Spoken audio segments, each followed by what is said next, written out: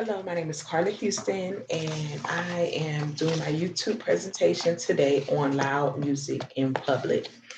Um, I attend Seminole State College, and this YouTube presentation is for my criminal justice ethics class. When it comes to loud music, I can see both sides of this particular subject. I personally have been in my car where someone pulls up to me, either playing loud music, or I pull up next to them and they're playing loud music. It's never gotten to like a physical or verbal altercation between me and the driver or any passengers. But I just roll up my windows and that's it. Minute or two, light changes, everybody's gone their way. That's the end of it for me. But unfortunately, it doesn't end that easily for others. I'm actually going to touch on a case that happened here in Florida back in 2012. It was actually in Jacksonville, which is not too far from here. And it's regarding two parties that were involved. One was a 17-year-old Black teenager male, Jordan Davis, and his killer was a 45-year-old white male, Michael Dunn. And according to Florida Times Union on November 23rd, 2012, which happened to be on a Black Friday, Michael Dunn stopped at a gas station in Jacksonville, and he was accompanied with his fiance after attending his son's wedding. Dunn, he was in a verbal altercation with Jordan Davis regarding Jordan Davis's music being too loud. And so they got into this heated argument. Um, Jordan Davis's SUV was parked by Michael Dunn's vehicle. Um, Davis was in the car with his three friends when this argument happened, and Michael Dunn proceeded by taking out a gun and shooting 10 bullets into Jordan Davis's and his friend's SUV, which unfortunately Jordan was killed. None of his friends got injured or none of them were hurt by any of the stray bullets, but unfortunately Jordan did pass away because of this. Um, Michael Dunn was convicted of first-degree murder, and and also 3 counts of attempted second-degree murder and shooting into a vehicle. So he had a couple of different charges for doing that on him. He was sentenced to life in prison, plus the extra years since the other teens were in the vehicle with Davis when Dunn shot at them.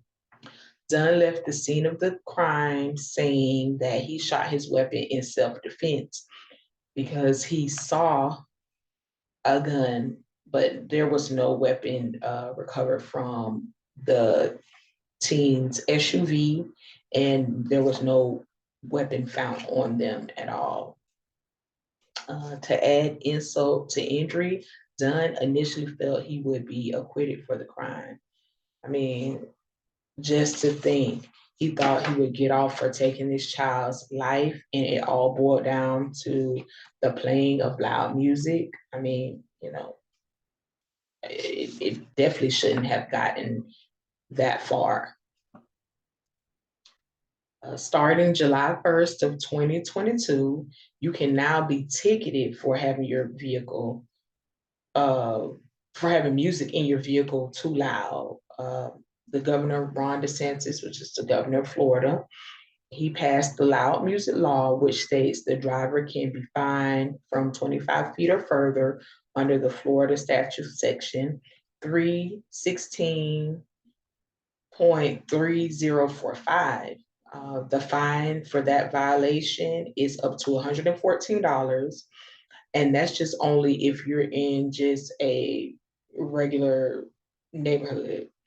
If you're in a school zone, church zone, or within a hospital area, you can be fined a misdemeanor, and you can also, that misdemeanor will be for disturbing the peace. And so then they also have, which falls under the Florida statute 877.03, that jurisdiction is a $500 fine for, well, I'm sorry, for that particular statute is a $500 fine or up to 60 days in jail. So you can actually be fined anywhere from $114 all the way up to $500 and possibly go to jail. No, it's definitely not worth it.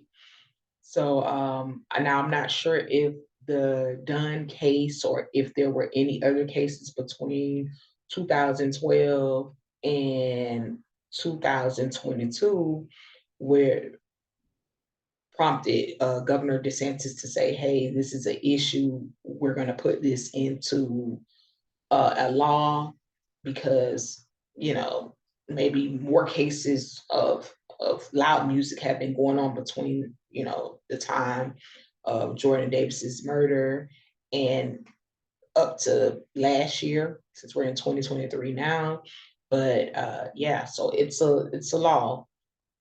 So I just think, in my personal opinion, the best thing to do is, hey, you can enjoy your music in your car, but keep it at a respectable level that's respectable for everyone.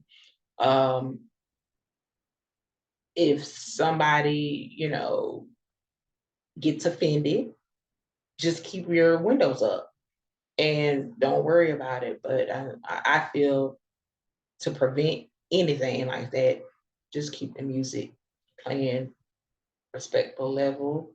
And if it has maybe some curse words or something that might offend others, just keep your windows up. That's it.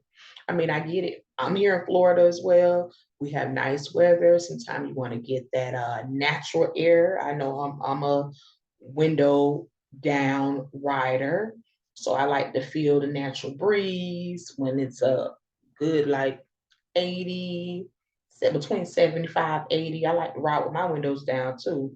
But I just think it's probably all stems with respect for everybody, everybody having respect for each other. And then it won't get to verbal altercations, what then could lead to physical altercations, what could then lead to the police being called, what then could lead to jail time and possibly something much worse and tragic, which at the end of the day, none of us want that to happen.